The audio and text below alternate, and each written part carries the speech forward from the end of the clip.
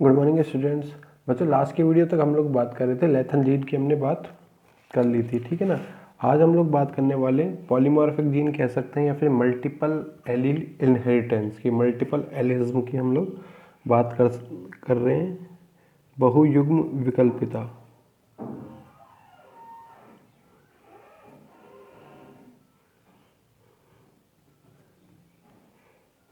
बहुयुग्म विकल्पिता जिसको बोला जाता है मल्टीपल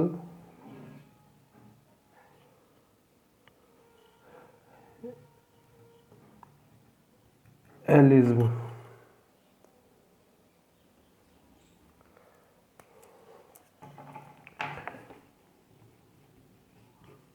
मल्टीपल एलिज्म, ठीक है ना।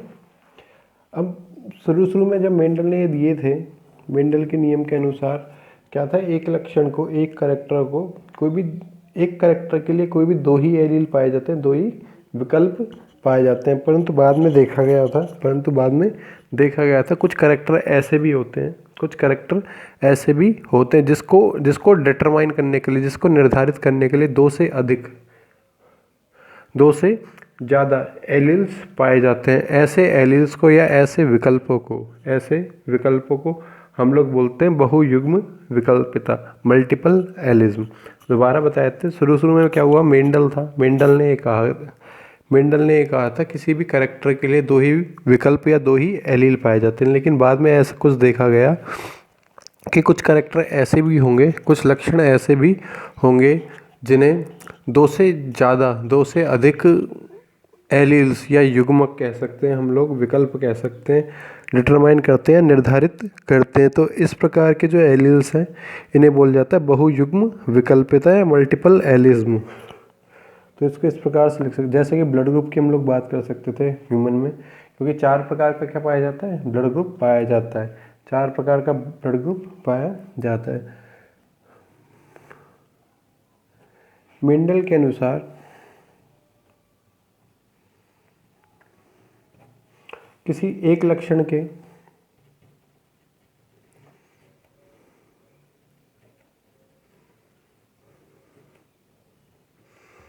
सामान्य रूप से दो ही विकल्प पाए जाते हैं, परंतु बाद में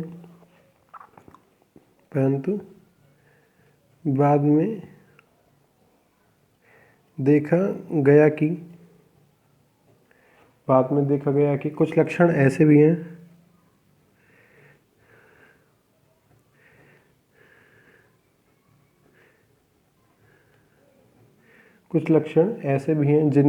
जिनमें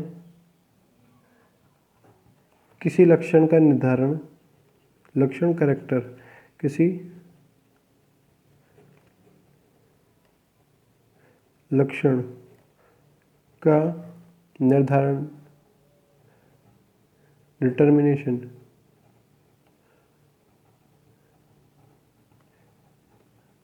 दो से अधिक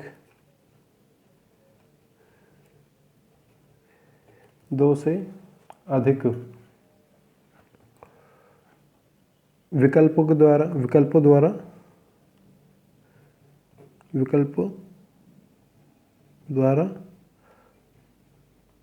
होता है। 2 से अधिक विकल्पों द्वारा होता है। 2 से अधिक विकल्पों का पाया जाना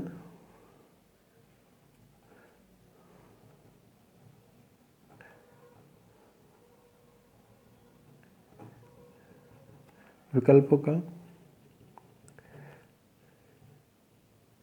पाया जाना बहुयुग्म विकल्पिता।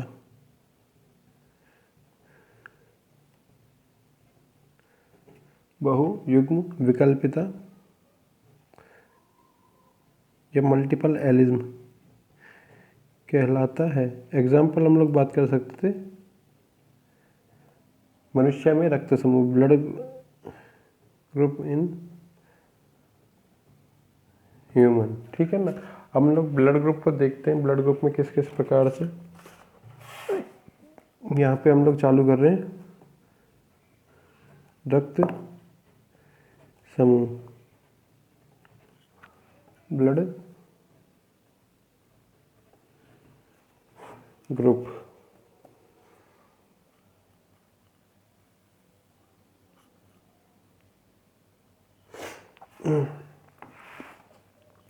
ब्लड ग्रुप की हम लोग बात कर रहे हैं, तो सबसे पहले बात की जाए ब्लड ग्रुप की खोज किसने की। सन 1900 में एक साइंटिस्ट है कॉर्ल लैंडस्टीनर। सन 1900 में कॉर्ल लैंडस्टीनर ने खोज की।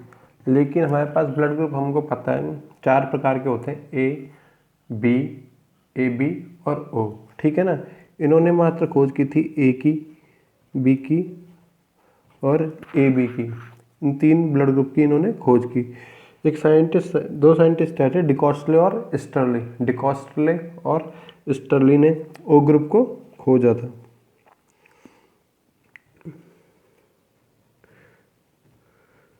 डिकॉस्टले व स्टर्ली ने blood group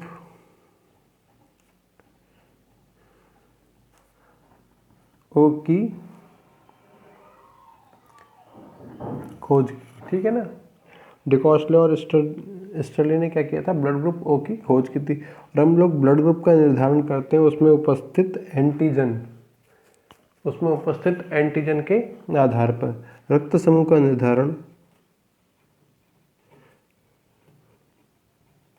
determination of blood group, रक्त समूह का निर्धारण रक्त में उपस्थित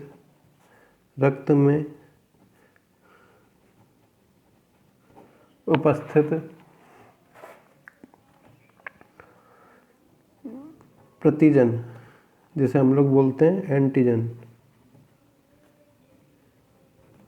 के आधार पर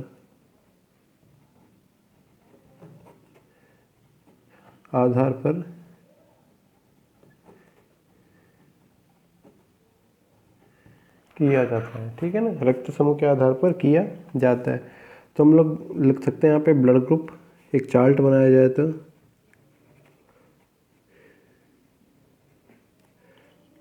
ब्लड ग्रुप यहाँ पे लिख सकते हैं एंटीजन जो ब्लड ग्रुप में उपस्थित होगा, एंटी बॉडी, ठीक है ना। तो फर्स्ट आता है ब्लड ग्रुप ए, एक होता है ब्लड ग्रुप बी, देन होता है blood group A B, last आता है ब्लड ग्रुप ओ या ज़ीरो ब्लड ग्रुप कहते हैं। ओ या ज़ीरो ब्लड ग्रुप इसे बोला जाता है, ठीक है ना। ए ब्लड ग्रुप हमने ऊपर ही बात की है, इनका नामकरण किया गया किसके आधार पर, इसमें उपस्थित एंटीजन के आधार पर।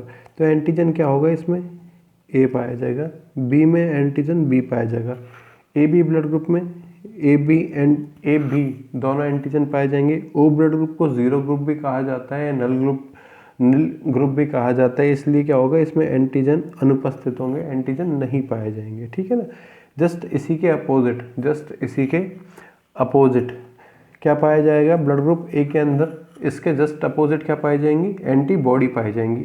यदि इसमें सेम एंटीबॉडी और सेम एंटीजन पाया जाएगा, सेम एंटीजन और सेम एंटीबॉडी पाया जाएगा, तो इनमें कोएगुलेशन या कह सकते हैं समूहन की क्रिया उपस्थित होगी, समूहन की क्रिया पाई जाएगी, जिससे कि क्या होगा, रक्त के ब्लड के पैचेस बन जाएंगे, रक्त का गुच्छा बनने लग जाएगा और ये ब्रीदिंग में, श्वसन में हेल्प नहीं कर सकता, ऑक्सीजन के और CO2 के ट्रांसपोर्टेशन में हेल्प नहीं कर सकता। इसीलिए इसमें क्या पाए जाते हैं, हमेशा अपोजिट टाइप के एंटीबॉडीज़ पाए जाएंगे। तो यहाँ पे एंटीबॉडी था उपस्थित बी। इसी प्रकार से ब्लड ग्रुप बी में जिसमें प्रतिजन पाया जाता है बी, प्रतिरक्षी एंटीबॉडी के रूप में ए पाया जाएगा। अब यहाँ पे आपके पास ब्लड ग्रुप ए बी है जिसमें एंटीजन है ए बी उपस्थित, तो इसके लिए यहाँ पे क्या बोला जाता है, नील, इसमें एंटीबॉडी नहीं पाई जाती, इसमें एंटीबॉडी नहीं पाई जाती है, नील भी कह सकते हैं हम लोग, ठीक है ना। जस्ट इसी के अपोजिट ब्लड ग्रुप ओ था जिसमें एंटीजन नहीं उपस्थित, एंटीजन अनुपस्थित था, एंटीजन अनुपस्थित था। तो इसमें ए और बी दोनों प्रकार की क्या पाई जाती हैं, दोनों प्रकार की एंटीबॉडीज पाई जाएंगी, एंटीबॉडीज पाई जाएंगी, ठीक है ना। तो एक छोटा सा कंडीशन ये बनाई है हमने। अब यदि ब्लड ग्रुप ओ है, यदि ब्लड ग्रुप ओ है, ए बी की उपस्थिति के कारण, ए बी की उपस्थिति के कारण ये कह सकते हैं हमने इसका निर्धारण किया था एंटीजन के आधार पर, प्रतिजन, ये इसको बोलते हैं प्रतिरक्षी, प्रतिजन के आधार पर इसका निर्धारण किया था। ब्लड ग्रुप ओ में प्रतिजन उपस्थित ही नहीं है, इसीलिए इसका ब्लड किसी भी व्यक्ति को दिया जा सकता है। अभी हम नेगेटिव और पॉजिटिव की बात यहाँ पे नहीं कर रहे हैं, अभी हम लोग नेगेटिव और पॉजिटिव की बात यहाँ पे नहीं कर रहे हैं, ठीक है ना।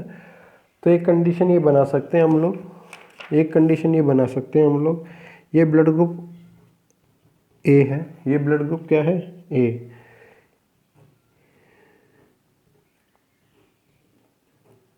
ये किस किस व्यक्ति से ब्लड ले सकता है, किस किस व्यक्ति से ब्लड ले सकता है। यहाँ पे लिख रहा हूँ मैं लेना, यहाँ पे लिख रहा हूँ मैं देना, ठीक है ना। तो ब्लड ग्रुप ए वाला व्यक्ति इसको ब्लड ग्रुप दे सकता है, ओ वाला दे सकता है, ठीक है ना, दे सकता है। लेकिन ये ए ब्लड ग्रुप वाला व्यक्ति, ए ब्लड ग्रुप वाला व्यक्ति एक ए को दे सकता है और एक ए बी को दे सकता है, क्योंकि इसमें भी क्या है, प्रतिजन के रूप में ए बी में ए उपस्थित है, तो ए बी को दे सकता था। इसी प्रकार से एक ब्लड ग्रुप और बनाते हैं, ब्लड ग्रुप बी। यहाँ पे हम लोग लेना लिखते हैं, यहाँ पे देना लिखते हैं। ब्लड ग्रुप बी वाला बी को दे सकते, बी से ले सकता है और ओ से ले सकता है, ठीक है ना। इसी प्रकार से दे बी को सकता है और ए बी को दे सकता था। ब्लड ग्रुप ए बी वाला व्यक्ति, ब्लड ग्रुप ए बी वाला व्यक्ति देने की यदि बात की जाए, देने की यदि बात की जाए तो इसमें क्या है, दोनों एंटीजन या कह सकते हैं प्रतिजन उपस्थिति के, दोनों प्रतिजनों की उपस्थिति के कारण मात्र और मात्र ओनली ये ए बी वाले व्यक्ति को ही क्या दे सकता है, अपना ब्लड ग्रुप दे सकता है। लेकिन ये ले ए बी से भी सकता था, ओ से भी ले सकता है, ए से भी ले सकता है और बी से भी ले सकता था।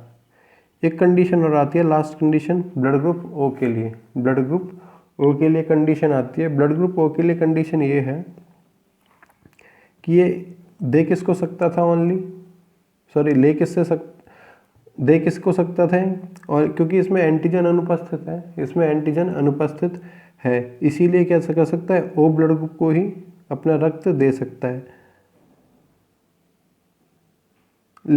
हाँ, ओ ब्लड ग्रुप को ही अपना देने की बात है ना। दे तो ए बी को सकता था, ओ को सकता था, ए को सकता था और बी को, लेकिन ये ले किसके सकता है, ओनली ले किससे सकता है, ओनली ओ से। ओ ब्लड ग्रुप से क्या कर सकता है, अपना रक्त को ले सकता है। यदि बात की जाए विश्व में लगभग, इसीलिए इसको क्या बोला जाता है, ब्लड ग्रुप ओ के लिए बोला जाता है यूनिवर्सल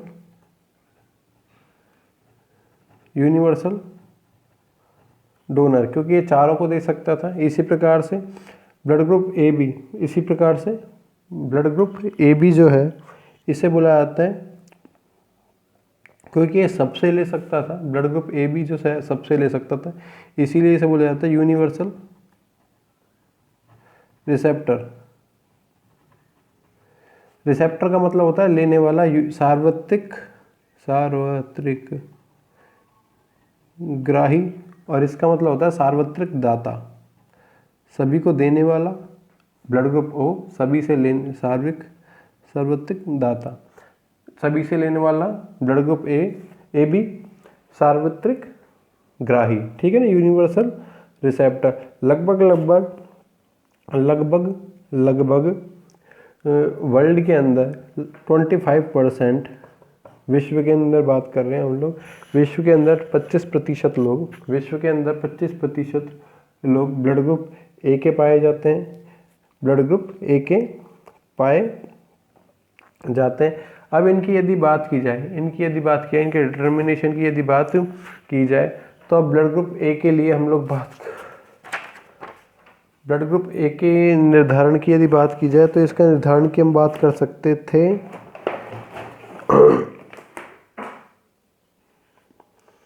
अब यदि बात की जाए इसके इनहेरिटेंस की, कि वंशागति किस प्रकार से हो, रक्त समूह की वंशागति, रक्त समूह की वंशागति, इनहेरिटेंस ऑफ ब्लड ग्रुप।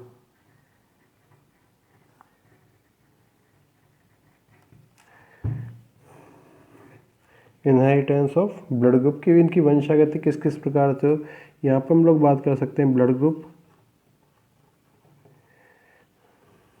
क्योंकि प्रभावी और अप्रभावी अवस्था में यदि इसको देखा जाए, प्रभावी और अप्रभावी अवस्था में यदि इसको देखा जाए, यहाँ पे लिख सकते हैं हम लोग एंटीजन, देन एंटीबॉडी,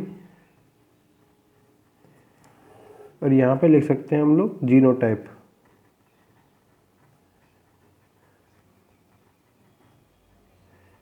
जीन प्रारूप, ठीक है ना, जीन प्रारूप। सबसे पहले बात की जाए ब्लड ग्रुप ए के लिए, ब्लड ग्रुप ए के लिए हमने एंटीजन की बात की, ब्लड ग्रुप ए में एंटीजन पाया जाएगा ए, एंटीबॉडी पाई जाएगी बी। इसी प्रकार से ब्लड ग्रुप बी था, ब्लड ग्रुप बी में antigen B, antibody A, blood group A B, antigen A B, antibody nil पाई जाती है। ब्लड ग्रुप ओ एंटीजन अनुपस्थित था, एंटीबॉडी ए बी टाइप की थी। यदि अब इसके जीनोटाइप की बात की जाए, एक कंडीशन हम लोग बना देते हैं प्रभावी अवस्था, या कह सकते हैं डोमिनेंट स्टेज, एक बना देते हैं हम लोग रिसेसिव स्टेज या अप्रभावी अवस्था। जीनोटाइप की यदि बात की जाए तो यह कंडीशन हो सकती है आई ए की कंडीशन, या कॉमा लगा के ये तो हो जाएगी प्रभावी अवस्था, प्रभावी अवस्था आई ए और आई 0, ठीक है ना। इस प्रकार से बना सकते हैं, जो कि F1 जनरेशन में नॉर्मली मिल सकता है। इसी प्रकार से ब्लड ग्रुप बी के लिए बात कर सकते हैं आई बी और आई 0। ब्लड ग्रुप ए बी की यदि बात की जाए, एक ही अवस्था पाई जाती है ब्लड ग्रुप ए बी के लिए, ये वाली, जो कि F1 जनरेशन में नॉर्मली मिल सकती है। यदि पेरेंट दोनों ए बी के हों, ए बी ब्लड ग्रुप के पाए जाए, या पेरेंट के लिए हम बात कर सकते हैं 25% चांस ये हो सकता था पेरेंट में एक ए ब्लड ग्रुप का पाया जाए, एक बी ब्लड ग्रुप का पाया जाए। यदि बात की जाए ब्लड ग्रुप ओ के लिए, तो आई 0 एकमात्र यही संरचना है जीनोटाइप की जिसमें ब्लड ग्रुप ओ पाया जा सकता है, ब्लड ग्रुप ओ पाया जा सकता है, ठीक है ना। ओनली रिसेसिव कंडीशन में ही, अप्रभावी अवस्था में ये उपस्थित हो सकता है। तो आज के लिए इतना ही, बाकी हम लोग देखेंगे नेक्स्ट वीडियोस में। धन्यवाद।